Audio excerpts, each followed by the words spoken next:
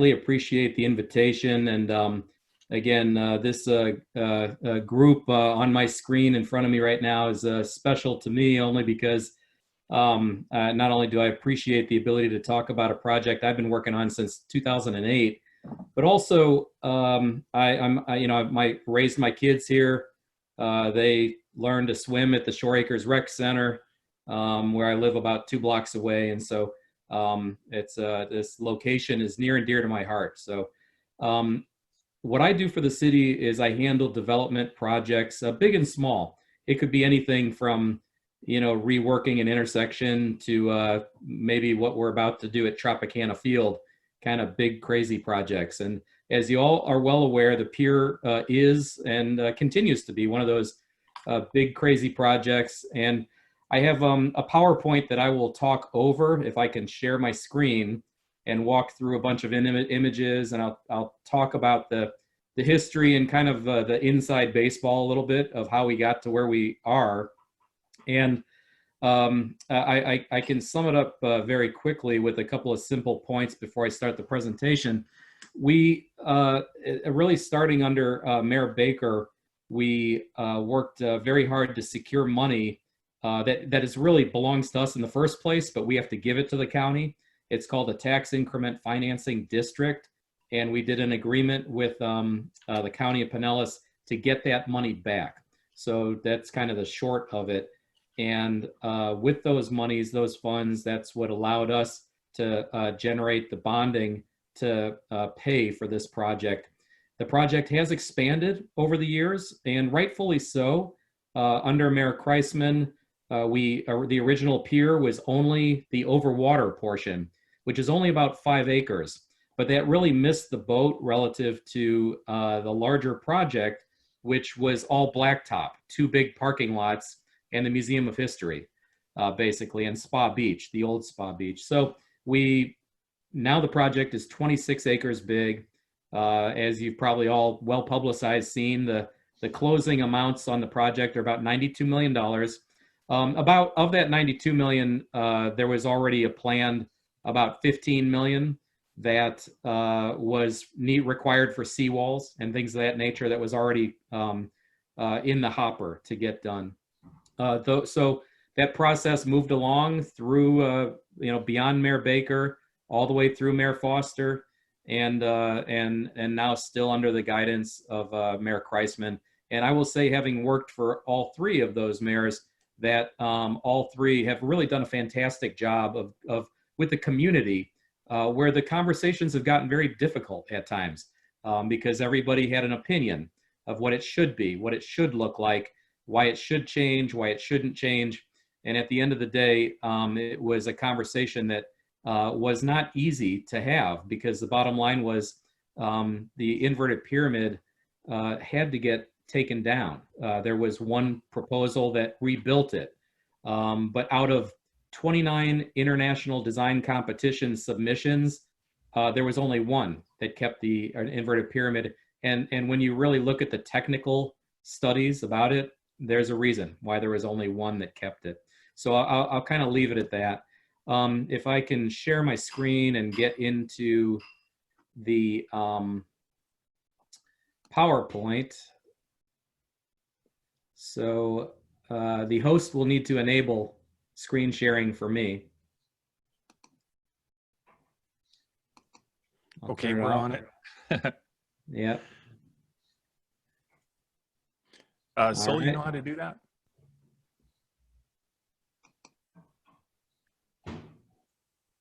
You'll have to be a super host.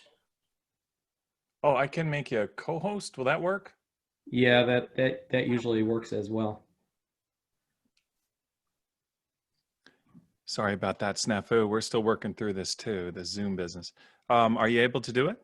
Yep, it appears that worked. All right. Okay, great. So here we go. All right, can you all see this screen now?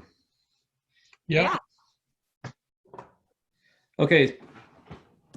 That's such a great picture. That looks so nice. So moving right along, again, we have an amazing city, about 265,000 residents. And you're all very familiar with downtown. That's what the aerial shows right here. And this is where most of my focus is, on the development side of the world. And so we internally and as well as the community has broken up the city into different chunks, from the Deuces to the Innovation District to the Arts District, and then downtown Bayfront on the right side of your screen, which includes, of course, the Pier. This is just, you don't need to try to read this, but this gives you an idea of some of the projects that are in progress downtown. And I will tell you from the inside, we have a lot more in the pipeline that are not even close to being reflected yet on this sheet. So this just gives an example of kind of a running total of active projects. I see like number 1 at the top of the page there, the American Craftsman Museum. So there's a delay in that during COVID for their opening, but that's another one that I'm working on with Rudy Ciccarello and his team, and an amazing new asset coming to downtown very soon. So very excited about that. But just to give you a feel that there's a lot out there and there's a lot more coming. We're all very blessed to live in this place we live in. You all, I'm sure, very familiar with the Renaissance of Beach Drive. Really commenced around the year 2000. A lot of work went into that. And so as soon as that got nicer, the old pier, the old style of pier, seemed to get older almost. And again, the old pier, inverted pyramid, opened in 1973. It was really built as kind of the cheapest way out, because it recycled the existing bridge and built, new foundations for underneath the pyramid. And so it was very successful because it was a neat new asset for the community, and it had a very good useful life. And in the end, the bridge really could not stand any longer, and it was time to try something different. So I'm very involved with what we call the Downtown Waterfront Master Plan of St. Pete. This is a guiding document that focuses on, number 1, the stewardship of the waterfront. And so we want to make sure, obviously, that it's a sustainable relationship between us and the built environment and our natural environment. A lot of folks don't realize that the city of St. Pete has the 3rd largest continuous waterfront in North America, behind Chicago and Vancouver. And again, that goes back to our forefathers and their assembly and donation of a lot of the waterfront assets to create parkland. So enhancing that experience on the water was another foundational element of the Downtown Waterfront Master Plan, and making that waterfront park system active. Activity is critical. You can build a lot of parks, but you got to have something going on there to activate them, and that's what keeps people coming back. The 4th one's critical. You can't leave money out of the equation. They have to be economically vibrant downtown, not just the park system, but the surrounding assets. And then again, make it all connected and accessible, transportation, and every other means that necessary to keep things moving forward. So we talked very briefly, we as a city, there was actually a conversation early on in this project, should we even have a pier? Piers are a thing of the past, et cetera, et cetera. So fortunately, that conversation didn't last very long. Several city councils ago, there's been 7 major piers. This one is the 8th. It's also noted on this shot. There's 1988. There was ground floor retail added to the original inverted pyramid. And by example, that ground floor retail on the inverted pyramid, those discussions began in 1978. So you see the inverted pyramid opened in 73, and already by 78, they were saying, we got to find another way to help activate this thing. And it came about finally in 1988 with the retail surrounding the inverted pyramid. So again, the attributes on the new project is, number 1, it's got to be world-class. We're St. Pete, we're a wonderful city, but this has got to speak to the larger, not just America, but to the world. Integrate public spaces and destinations, make it family-friendly, a waterfront stewardship model, and a platform for education as well. Again, integrate into downtown as the Downtown Waterfront Master Plan guided us, and something that differentiates St. Pete, as the pier always has. So we all remember this was right before the demolition of the inverted pyramid in downtown at that time. and take a look, and you can see in the corner there what Spa Beach used to look like. It was kind of a quarter moon shaped beach that goes way back. And then this was, and Gary and I talked about this early on, this was actually one of the challenges with the old style of pier that we had, in that this looks pretty much like an airport runway. It's 7 city blocks to get to a prize at the end. And you go to the prize at the end, you have lunch or dinner, go to Columbia, do what you want, and then you leave. And there was nothing in between. So that's a very big differentiating factor between old and new. Most piers in Florida follow this exact process. They're straight, they're mostly old. They, just go to a thing at the end, and they're rather simple in nature. Underneath, they're rather ugly and decrepit. That's pretty much the way it is. So our construction timeline on the new pier, the requirement was this have a lifespan of at least 75 years. So this pier is built to withstand everything for the next 75 to 100 years, and hopefully not look like this anytime soon. Once again, straight line to a destination at the end. And this is where we started to rethink, how can we change that? So one key element was that we're an extremely walkable city, the city of St. Pete. This is the finished product, almost starting at the end here to show you a complete, open up your mind on how to do a pier. And this is the finished result from an aerial drone footage that we took not too long before we opened the pier. And as you can see, it provides 2 walkways going 2 completely separate routes.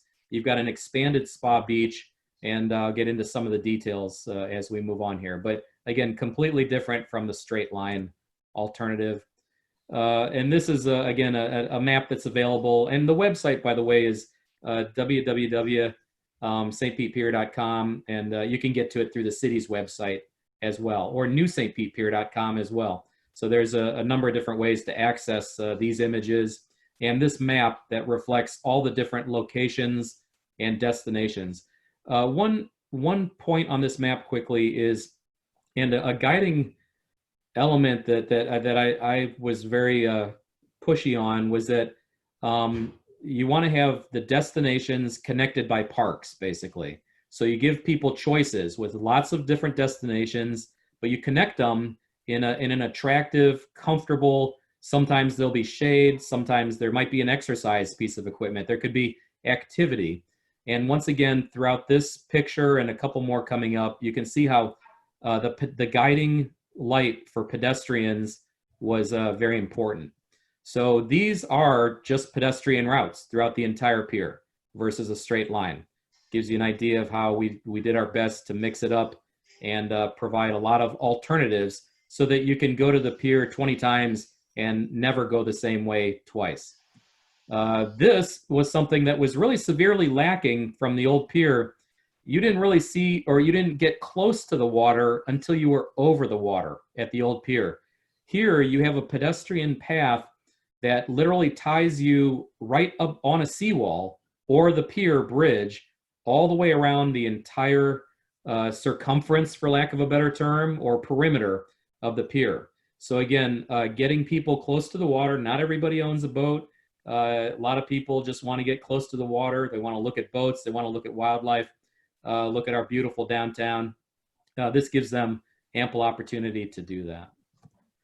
So kind of bookending the new pictures, this is a new picture looking out to the east from downtown. So this is an example of how not to build a sidewalk. On the right of this image, you can kind of see a sidewalk to nowhere. I show this because it's frankly embarrassing from an urban planning perspective. That sidewalk literally dead ends. And also that's, I don't know, I'm guessing a 42-inch sidewalk at best. So sidewalks that we do at the new pier and throughout downtown, you know, we do our best to make them 10 feet wide, but a minimum of 8 feet where we can. And we like to have them go somewhere. This one didn't, which was very odd.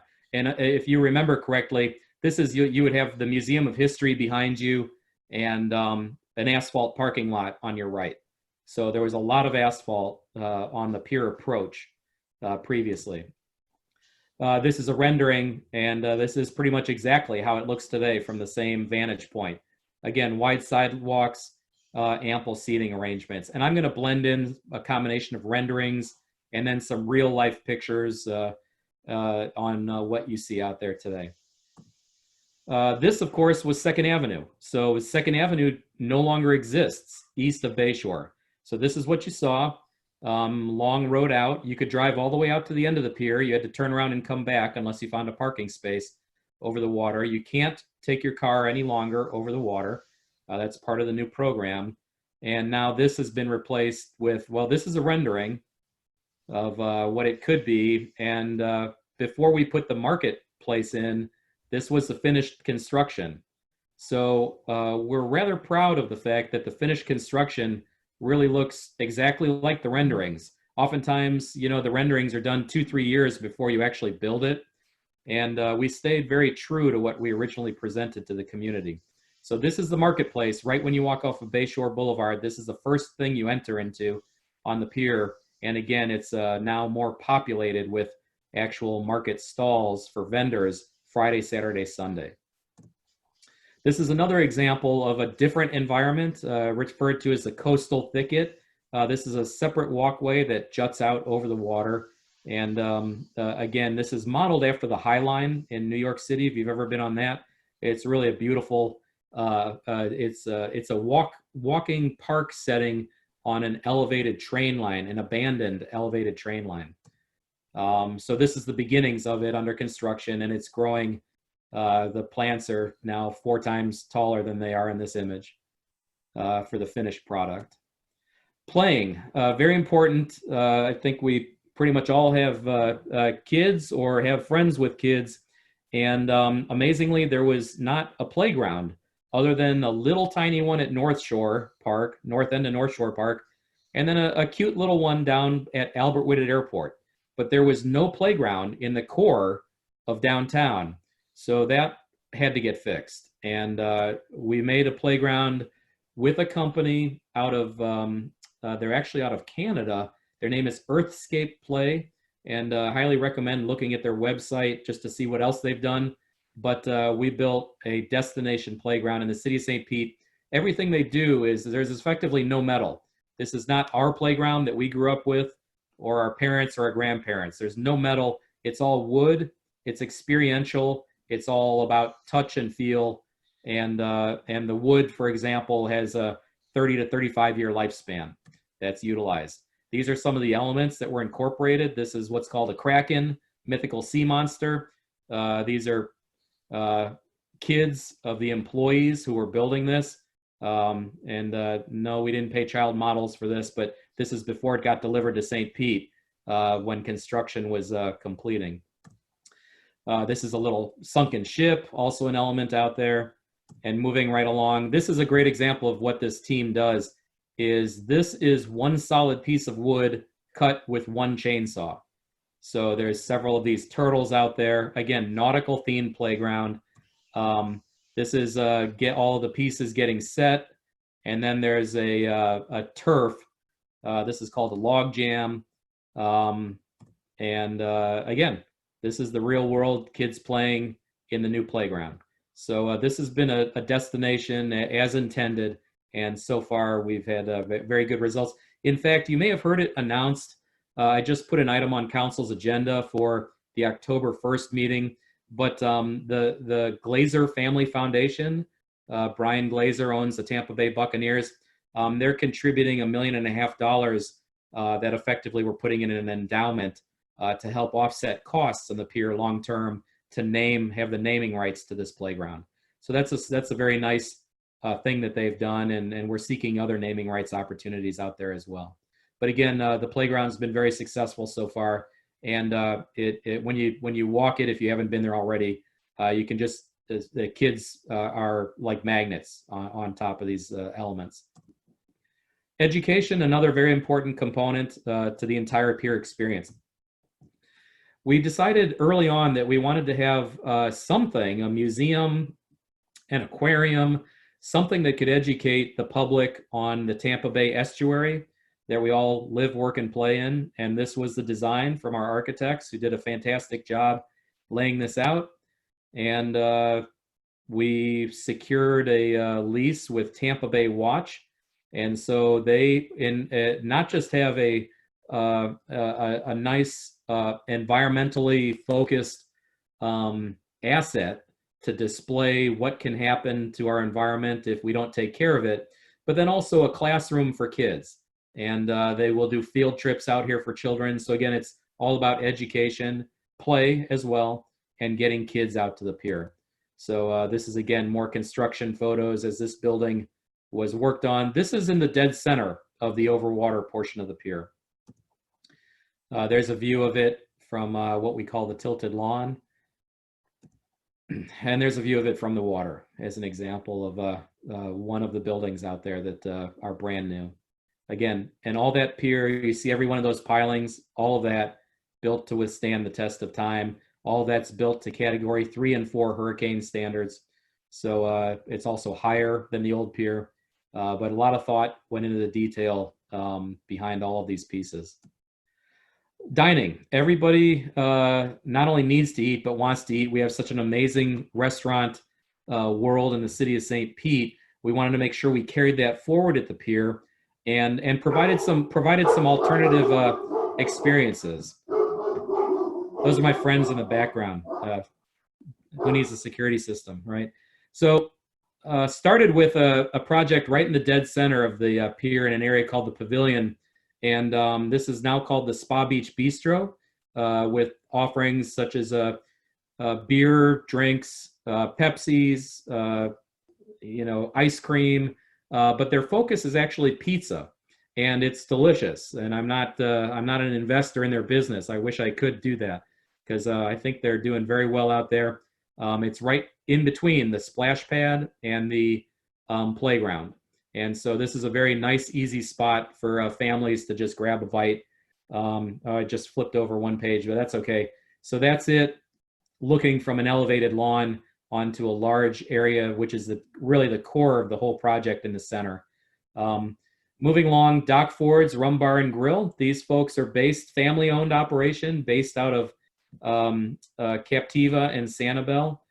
So this is their 4th business here in first one in St. Pete, 4th in the state of Florida. And again, it's mostly seafood offerings. This was a rendering, and then this is under construction. And then finally, the finished product. The food is fantastic. The staff are amazing. Again, family-owned business. And, we had a competition to get different offerings out here, and this was the one that was selected. And again, they really hit it out of the park, and hopefully, if you haven't been there yet, you'll have an opportunity to get out there. Moving along, we'll talk about the Pier Head building in a minute, but I'll stay on the dining subject for now. Is in that building, there's a couple of different alternatives for food. Again, this building is really an architectural masterpiece. It's a beautiful work of art on its own, very different from the inverted pyramid, of course, and really built for the next 75 years. Views galore, and the primary restaurant behind the glass that you see there is named Teak. All 3 of these concepts, Pier Tiki, Teak, and the Driftwood Cafe, they're actually all owned by Chuck Prather, who runs the Birchwood Hotel and the Canopy Cafe up on the top. So if you've ever been to those on Beach Drive, he's got a lot of experience downtown, has been very successful doing it, and he secured all 3 of these alternatives. The Driftwood Cafe is kind of morning coffee, as well as ice cream and just small offerings on what's effectively the ground floor. And then Pier Tiki is a typical bar where at the same height and level that Cha Cha Coconuts used to be, on the roof, basically. So the unbeatable views, about 53 feet up above the world there, and that's Pier Tiki. So again, these are just views while we're wrapping up construction that you're all familiar with, that you see from just about anywhere. That's of course looking up towards it's probably either Bayshore or Yeah, it's right just in between, um, east of Bird Island, basically, right there. Once again, this is the platform that the Pier head building, we'll talk about the head in a minute, but the platform that it sits upon. And again, it branches out, as you see farther down where the trees begin there, into a different walkway system. So there's actually two walkways on that right side, one on the left. Art was a very important component also. And we'll talk about the Janet Eckelman art sculpture that you may have heard of, that the mayor was instrumental in getting here. But we also had 3 other public art projects, and there was a big competition for these. This one is right when you step off of Bayshore as you're walking into the pier. It's called Myth by Nathan Mabry. It's we kind of call it the origami pelican.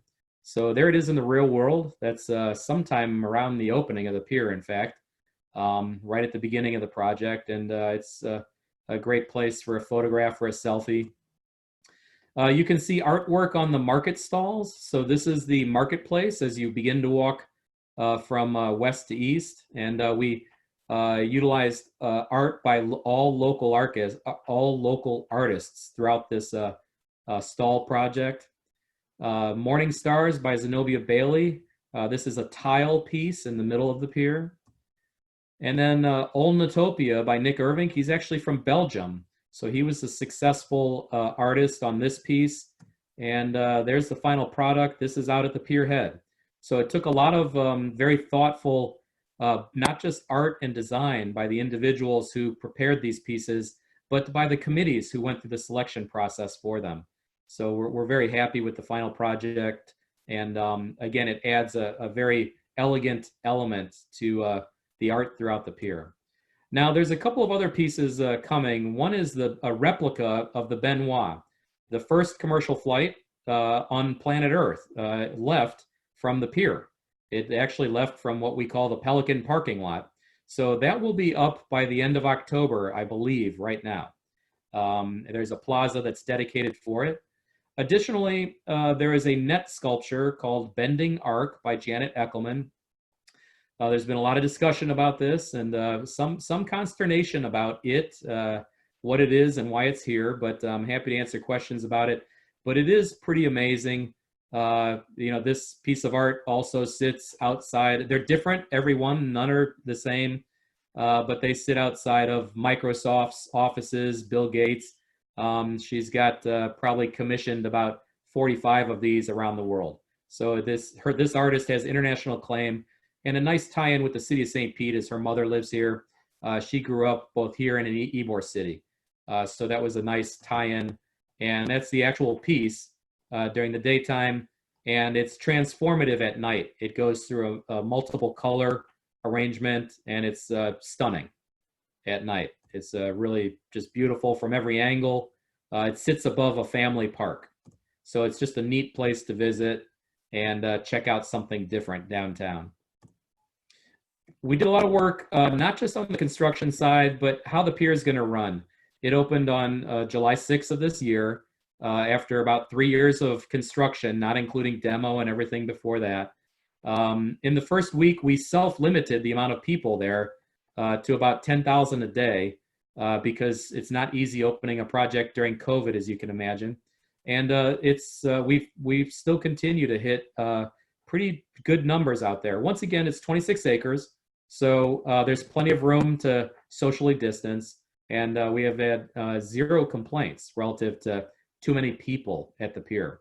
The marketplace, we had very specific training for those tenants. There are actually 17 different markets and or market stalls, and they operate Friday, Saturday, and Sunday, basically 10 a.m. to 6 p.m. We had to train drivers, right? There's a free tram. Makes 4 stops throughout the length of the pier. So if you don't feel like walking it with all the pedestrian paths, you can just hop on a tram. You can get from beginning to end in 7 or 8 minutes. And so there was a lot of training that went into all of this. Additionally, we worked with local kids. These are all juniors and seniors in local high schools spread around the city that are peer ambassadors. And they helped us open the project. And they continue to not only advise us, but on certain projects that we do out there now, we continue to use their services, and they have been phenomenal. So we're thrilled to have them volunteering on this project. Again, this is actually on opening day. It just gives you kind of a feel for where people were, how they spaced out reasonably well, and even just a simple green lawn leading up to the building at the end provides a great playground for little kids, as you can see right in front of you from this image. Again, here's the view looking back to the city, lawn in front. And to kind of keep things moving here, a couple of other just opening day pictures. This is the Spa Beach Bistro, once again, right in the center. One thing I haven't talked about yet, and this arguably could, next to maybe the Janet Eckelman sculpture, this could be the biggest magnet. Right now it's temporarily closed actually, but the splash pad is an amazing world-class splash pad. It lights up at night. The sprays get anywhere from 2 to 6 feet tall, and it is a kid magnet connected to Spa Beach, so you can go swimming on the beach, rinse off, play in the splash pad. There's umbrellas and chairs all around it, and it's been very popular.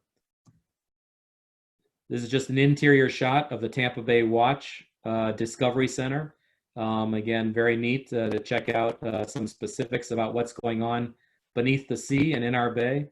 Here's a view from the water looking back on the backside of the Pier Head building. Complicated building. I've never had a construction project like it before. And I probably swore at the architects more than 100 times based on how this was designed.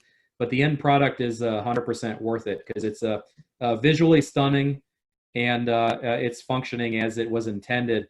And again, it's a landmark destination. So far, so good out there. Again, this kind of just gives you a typical Saturday afternoon. It's amazing. You see a lot of people smiling, walking, riding a bike, enjoying themselves. And that's all that I could have ever asked for. At night, as I mentioned, like the Janet Eckelman, the lighting at the pier is unbelievable. It's worth checking out. It's not too much. It's not too little. There was a lot of work that went into getting the candle lumen quantity just right. So this is just an image of the underside of the Pier Head building at night. So what do we do next? Number one is management. You have to work a project like this hard forever. There's no easy way out. You need to listen to the public. We will make adjustments over time. Want to maintain an active and passive balance. You want to make sure we've got quiet spaces and active spaces.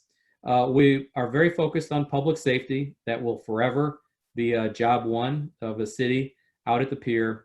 And then again, we have groups that are helping us. We have peer ambassadors, we have an education advisory team, and we have peer rangers. That's one in this picture on the right. And they're doing a fantastic job of they're volunteers. They just love it and they're having a good time out there. I mentioned the Benoit airplane sculpture that's coming. And then finally, we also will have courtesy docks. So if you are a boater, directly south of the Dock Ford's restaurant, there'll be about 22, 23 slips available. And we should have those complete by the end of December. So with that, that concludes, and I can talk for hours about this subject, but I wanted to be respectful of your time tonight. And if there's any questions, I'm happy to speak to it. And maybe I should get out of the screen share, stop share here, and go back to the. Yeah, Chris, let me just say that it's just fantastic. It is like we were talking about before your presentation. There's all these surprises within the pier, and even your presentation, I found out a lot of new stuff that we have there. And my 10-year-old loves the playground that's on there. I thought it was just very original, and we just love it. We just love the pier. I can't wait to take the rest of my family down there. Yeah. Anybody have questions? I don't have a question. I just have a comment. I feel like duped, but in a good way, because I feel like I didn't get the same amount of information that you just shared with us today and in previous discussions, Chris, when they were sort of picking the different architects. It felt like to me back when we were picking architects, what are we going to replace the upside down pyramid with? and very sort of laser focused on an upside down pyramid. And after, you know, experiencing the pier and watching your presentation, it's a real reminder that this is not just an upside down pyramid. Like, what you guys have done and what the city has put together, just having experienced it personally, has been just world class. And I, for one, am, maybe my expectations were low, but I am so, so overly happy with the results, you know, from the different play spaces. And even as you described, there has to be quiet space, there has to be loud space, there has to be parking, there has to be accessibility, there has to be sort of eating areas, and just this whole sort of environment that's been created. It's quite astonishing. And really, I truly feel this is a world-class destination. I mean, like, forget Miami. It's all about St. Pete. So kudos to you and your team. I personally, as a constituent, I'm extremely happy. As somebody who's gone to the pier, the only thing I'm sad about is I cannot get a reservation at Teak. I tried for my birthday weekend, but it didn't happen. Well, I appreciate that. That I will say, first of all, thank you very much. And it's not me, right? I'm just kind of the project manager of it. We have an amazing team, literally hundreds of both city staff and third-party professionals and consultants that made this thing happen. And again, across 3 mayors, really. So there's a lot of credit to go around. Most importantly, to the community, because we listened. There was some rough going at the beginning, but over the last 4 or 5 years, I would say the only thing, nobody ever complained about what it was or what it was about to be. They pretty much, everybody just told me, just get it done. It was time to really move on. And I appreciate your comments. Thank you very much. And again, the nice part is, I mentioned this to Gary Sully earlier.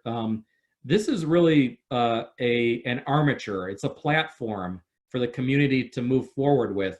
I really don't see this as being done. I don't feel like we're done.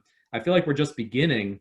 And communities change. So 10 years from now, 15, 20 years from now, there may be different wants, needs, or desires out there. And so that'll be a different community conversation down the road. And I think a very important one, maybe we want to change this element. Maybe we want to add a restaurant. There's a lot of things that we've got room to do other things out there, subject to the community's desire. So there's all upside, really. And we've got a lot of space to work with. Okay, we have a question from Chase. Chase, I can just ask for you, or I can turn on your mic. What would you rather? You can go ahead and ask. That's fine. Oh no. Okay. Well, we got you. Go ahead.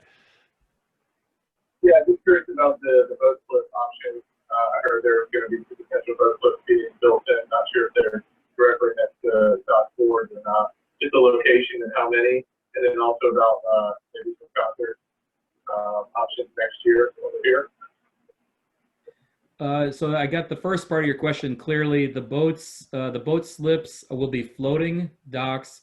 They should be completed by the end of December, and they will be located directly south of Dock Fords, which is also the Pelican parking lot. So it's right inside the breakwater of the marina, right there. The second part of the question I didn't fully hear.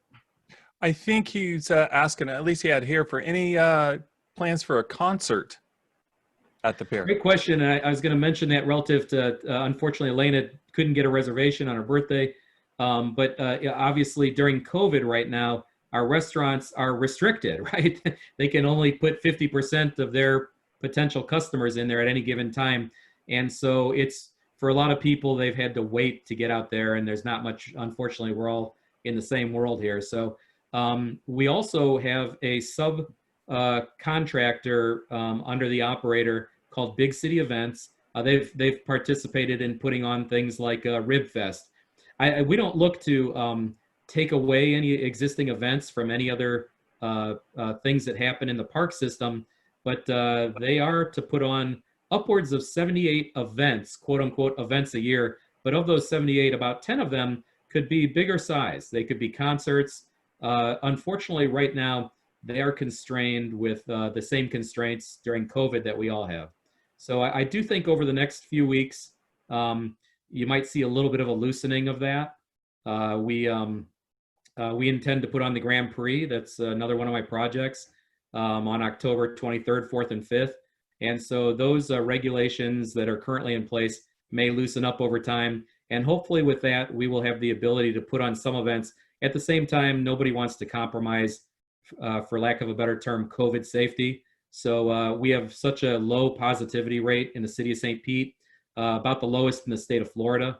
And so we don't want to break that record. So we're all being very prudent on how we move forward with that. But there will be events out there on different ends of the pier. You could do them at Spa Beach, the Pavilion, the Pier Head, the Tilted Lawn, the Family Park. So it's like I said, it's a flexible platform or armature for activity out there. Thank you. Yeah, thank you for the question, Chase. I have something similar to what Chase was asking, and it would be about the education programs. And do you have an example of some of the education programs that you have out there? We did notice that there's 3 or 4 different platforms where you could have them at. Exactly. And so happy to announce that as part of Tampa Bay Watch's program out, they have a physical place out over the water, but their real business is to physically be on the water. And they will have a permanently docked education vessel right behind, right in those same docks, where the docks are all public except for a vessel of theirs. It'll be about 45, 48 feet long, and it'll be geared towards taking both adults and children out to seagrass beds, learn how to plant seagrass, which is one of their programs, as well as putting out oyster catchers and all types of other activity. So that's one example. Another one is we're working with a group that can effectively be docents on the pier. And by example, this new pier added over 500 net new trees out to this location. So it's a very sustainable asset, and I think we as a city need to do a good job in telling that story. So a combination of there's some volunteer labor involved with that, but I think there's a really good story to tell, and we're working on ways to get that out there beyond our website and the normal means of communication. Oh, great. I'm looking forward to that platform. That's just such a great idea. It's almost like you can expand by having people bring up a floating platform and almost do anything with that. That's just fantastic. We have Letty, and she asked about handicap accessibility. So great question. The pier is 100% handicap, ADA accessible from front to back. Our city building department, number one, wouldn't have permitted it had it not been. But both of our shuttles, we have one electric shuttle, we have 2 electric and then 3 gas shuttles, but both of those are also accessible. So if you, we have ample handicap parking spaces as well in the 2 different parking lots within the pier, as well as in the drive lane. Additionally, there are other considerations. For example, even in the playground, there are design elements that that I might walk right by and not realize. But for example, for children who are autistic and have a different method of receiving sensory information, there's some elements in the playground that help to accommodate that as well. So I think we did a pretty good job at the outset, but we're always looking for recommendations. We ran the entire project through the city's accessibility group, which is non-city people. They're an advisory group that reports to the city. And so we ran it through them, and we'll continue to do that. And there's a staff member assigned to that, Lendell Bright, and he's helped advise us as well. Everything from ramps to distances to making every accommodation we could. So accessibility was, again, like sustainability on top of the list.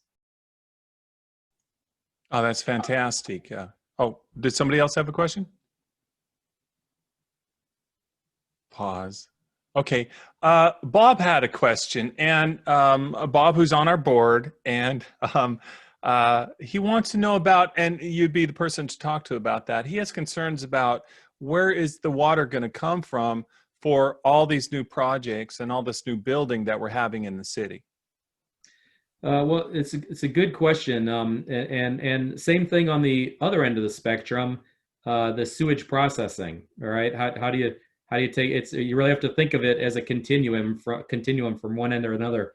I got to say, Bob, that is not my area of expertise, and I'm not gonna butcher an answer by relaying anything that could potentially be false information.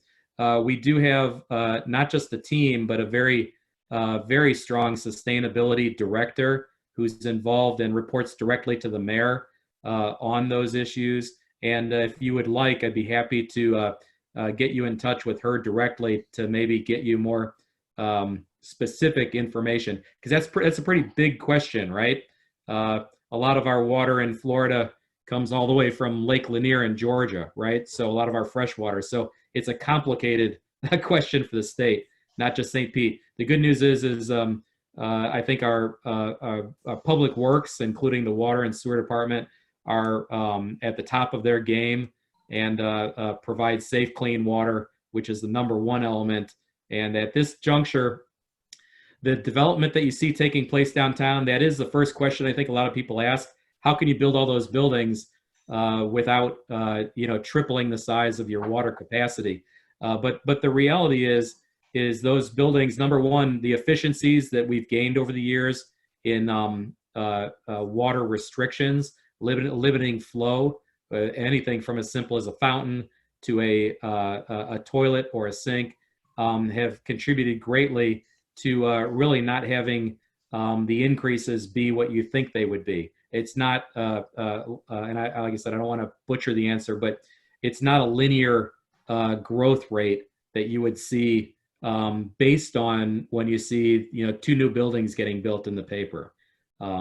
So additionally, the city, when they approve, I'll just again wrap on an area that's not my area, but because I had to do it for this project. In fact, there is an extraordinarily detailed process of net new impact that has to get approved through the planning department, and that includes, can the existing both water and sewer pipes miles down the road from where your project is, can they handle the added requirement that your project brings to the table? And they will not advance it within the planning department if they can't. And if your project is going to tax that infrastructure, then you as a developer will be getting a bill for that. So it's a complicated question, but a very good question. And I hope I didn't junk it up too much with my sideline view of how that works. Thank you. Oh, there you are, Bob. Nice. Anybody have any more questions about the pier? I have a question about the museum. I don't want to go too much off topic here. Hey, Gary, I'd just like to say something about the pier, if that's okay. Sure, please. So a couple of us on this call have experienced 3 different piers in our lifetime. My mother used to go to dances at the $1 Million Pier. I grew up around the inverted pier. And now this new pier, I was hesitant with what was happening. I didn't like I didn't like change. But we went down there, took the family. Freaking-tastic. I love this pier, absolutely love it. So all 3 that I'm here with were great in their own way, but I can see this as what we really need is a gathering place for people. It really is, it hit the mark. It really did.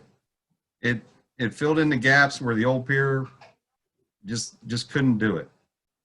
So I do have one question. we've had some security issues in the beginning. Haven't seen anything lately, which is a good sign. What steps were taken and are in place now to avoid security problems at the new pier? Good question. And so of course, there's 24-hour security that works for the manager of the asset. And then dependent upon what's going on throughout the city, sometimes there could be a protest, which happens now. Also, sometimes you have, teenagers that are looking for a place to hang out. Nothing wrong with that, right? But sometimes that can go the wrong way. We've seen that happen before in the city. So in conjunction with the regular 24/7 security that's out there, the St. Pete Police Department has been very generous with helping and establishing a presence out there, and it has worked very well. Additionally, for the younger kids that come out, that you want to make sure we don't have any issues there. There's school resource officer that are typically signed to school resource officers who know some of the kids who might be kids that cause problems. And so I think the police do a great job of quietly in the background, really keeping a kind of an orderly place. And we want to make sure that the pier stays that way. We've had a couple of incidences of graffiti and things of that nature. We haven't had anything major to be concerned with, but I trust me, we're all our ears are all very perked up on this subject, and we're paying very close attention to it. We want to make sure that it's a safe place for everybody at all hours of day and night. The pier generally, just for the group here, it opens at the moment. It opens a half an hour before sunrise, and then it doesn't close until generally 11 o'clock during the week and midnight on the weekends, except the bar at the end, Pier Tiki. They're open till about 2 a.m. So on Friday, Saturday nights. So there's a lot of operating hours, and there's a lot of eyes on everything going on out there. And so we're doing our best to try to keep everything as peaceful as we can. Yeah, that's a nice walk back from the bar closing at 2 o'clock in the morning. What a great walk to take for that. And if there's any, and Chris, I apologize about talking about the pier, and you've done a fantastic job, but I'm so curious about that Craftsman's Museum. When we were driving by it, we were wondering, what is that marvelous building? Look at that building. And then how did we land? The museum looks like a Smithsonian class museum. I'm serious. How can you just briefly do the story behind that and how we landed that in St. Petersburg? Absolutely. Sometimes you work real hard and you don't get projects, and sometimes you get lucky. And I think we have an attractive environment in St. Pete, and the gentleman who owns this collection, again, American Craftsman Collection. It's really a movement. It's the acronym is MAACM, American Craftsman Museum Movement. And what it basically is arts and crafts from the period of effectively 1900 to 1940. So there's nothing that's plastic. It's kind of in the Frank Lloyd Wright era. It's wood, it's painted tile, it is an array, it's an astounding array. And the gentleman who now really has cornered the market, he has the largest collection in the world of this product. He needed a place to put it. He retired, he owned a pharmaceutical company, and he later in life got interested in this art. Very wonderful, very quiet gentleman named Rudy Ciccarello. And so the short of his story is he was looking and trying to work out a deal to put it south of Curtis Hickson Park on the riverfront in Tampa. And he had so much trouble, frankly, dealing with them that he said, forget it. And he literally came to St. Pete and he bought the land underneath the museum and then went for a permit and started building his museum. It's just that simple. We, the city, helped him in a very nominal amount. We provided him some money that was to be used just for the perimeter landscaping around the building in the right of way, the public space outside. But that museum is well over $100 million museum, not including the artwork inside of it. It's staggering. It's a parking lot, a museum, a restaurant, a cafe, and I think the public is going to be blown away when they see it, hopefully in a couple of months here. So the building is done. They've moved most of the artwork in, and the nice part is he, like I said, money is not an object for him. It's all about the art, and he is the most just quiet and humble gentleman you would ever meet. And it is truly a gift to the city of St. Pete to have that here. So I'm as excited as everybody to see it. I have seen it already, but I can't wait to see it with people walking through the building and in a real format. It's stunning. I've driven by it multiple times. My son's daycare was downtown before we moved him to a school, and I've just watched that building come up with those massive slabs and watch them put all those slabs up there. I mean, it's an amazing feat. It's gorgeous, really exciting. Yeah, I mean, it's to give you an idea, he would call me at 10 o'clock at night and say, do you know a good architect in town? I mean, he knows nothing about development. He's just passionate about this artwork, and he needed a place to put it. And he's hooked up with Albert Alfonso, who's a tremendous architect in town here, based out of Ybor City. And so he's got a lot of local money that he's putting into the economy by hiring local people. And so we're all very excited. Don't have an opening date yet. And so he's, like everybody, kind of waiting. He doesn't want to hire a bunch of staff that he might have to say, well, half of you can't come to work today. So he's sort of figuring those operational issues out. But it's coming soon. I hope that by the holidays, he'll feel comfortable to open the doors to the public. Yeah, it's truly, truly an amazing building. And again, how nice is that? And $100 million, I believe it, looking at that. And that doesn't even include the artwork that's inside. So that's hopefully you can come back and talk about that sometime. Yeah. But Chris, thank you so much. Thank you for helping. I know you didn't do the whole thing, but thank you for the vision for our city, and thank you for thinking of all of us for it. Thank you for the covered parking that is there, which is just fantastic. When I see a detail like that, I think, wow, somebody's thinking ahead. Somebody's lives in Florida that had to do with the design of this. And to a person, it is a fantastic addition to our city. And I think everybody agrees it is a world-class facility. And not only world-class, but probably a trendsetter for a lot of other cities that are going to want something like that. And thank you so much for coming in to our little meeting tonight and sharing this with us. And we were lucky to have you working at our city. Appreciate it. Thank you. It's my pleasure. And by the way, that covered parking is solar, and we have that donated by Duke Energy. So that puts energy right back into the project.